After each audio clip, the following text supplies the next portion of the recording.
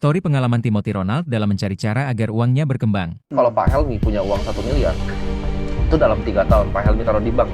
3 tahun uang itu sebenarnya cuma setengah. Berkurang setengah. Iya, Value. itu. Iya, value-nya. Value, ya. Value real yang bisa dibelanjakan itu berkurang. Walaupun ada bunga deposito. Kalau di Iya. bunga deposito 5 tahun, sisa setengah. Kalau didiemin doang, itu sisa 3 tahun, sisa setengah. Jadi ketika saya tahu fakta ini, saya jadi harus cari aset yang bisa ngalahin ini.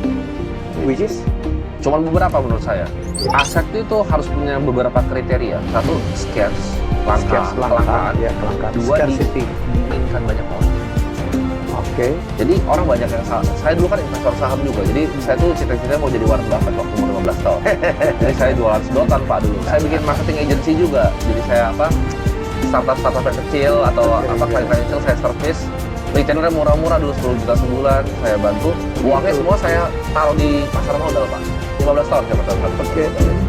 Jadi saya udah telan tuh buku-bukunya Benjamin Graham, bukunya Bapak tuh yang segini semua saya telan. Security analysis, cara masalah fundamental, valuasi itu udah saya telan Pak. Saya dari 2019 tuh bikin modeling discounted cash flow segala macam. Saya terobsesi buat beli saham jadi waktu itu. Jadi mau keruk uang dari dagangnya, bukan bisnis saya sebutnya dagang waktu itu dagang. Dagang apa lu? Itu sedotan saya pernah main Pak, sedotan stainless. Oke. Yang buat boba itu saya salah satu paling besar di Tangerang. Masukin dari Cina, jual di sini, saya jualan komen Pak. Komen kamu, namanya Suafresh itu dulu. Impor ya? Impor dari US sama dari Cina, saya pernah impor. Kayak clay itu, fix clay itu warna abu-abu itu saya impor paling besar juga dulu. Belum ada Tokped Pak, dulu masih Kaskus Pak. Kaskus transisi ke Tokped, jadi saya udah jualan-jualan tuh. Anak kecil lah dapat puluhan juta, rasanya udah kayak yang punya dunia Pak.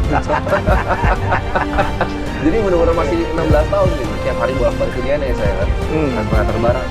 Nah dari situ saya Lontar sendiri ya? ngantar sendiri, Iya, terus. ngantar sendiri. Jadi pulang sekolah baru ngantar, jadi capek banget sekarang tuh. Iya.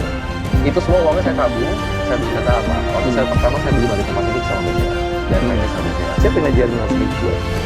Itu waktu itu belum terlalu pinter sih Pak, jadi saya belajar di Warren Buffett, kita pun disuruh saya belajar cari perusahaan yang kira-kira saya bisa mengerti. Nah, biasanya saya ngerasa, saya bisa mengerti. Saya tinggal lihat tradingnya di mana jawabannya di konsumen. Saya lihat, saya ada informasi berapa. Saya rasa saya bisa mengerti tentang bank.